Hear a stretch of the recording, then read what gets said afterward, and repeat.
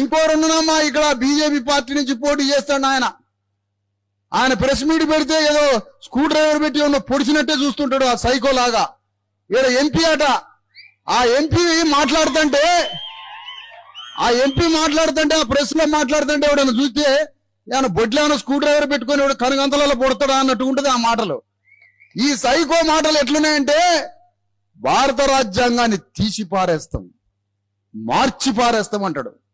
భారత రాజ్యాంగాన్ని మార్చి పారేస్తామంటే ఎన్ని గుండెలరా నీకు? రాజ్యాంగాన్ని మారుస్తానంటే రాజ్యాంగాన్ని మారుస్తానని మార్చిపారండి ఇక్కడి నుంచి, నిజామాబాద్ ఎంపీ నుంచి. రాజ్యాంగాన్ని మారుస్తావా?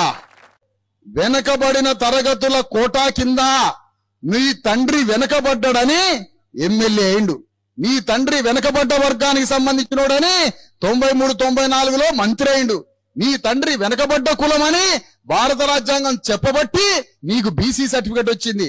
నువ్వు బీసీ అని ఇక్కడ పార్లమెంటు సభ్యుడు అయినావు. నీకు రాజ్యాంగం వల్ల ఓటు హక్కు వచ్చింది, రాజ్యాంగం వల్ల నీకు మానవ హక్కులు వస్తే అన్నం పెట్టిన కన్న తల్లికే సున్నం పెట్టాలనుకుంటున్నావు కదా.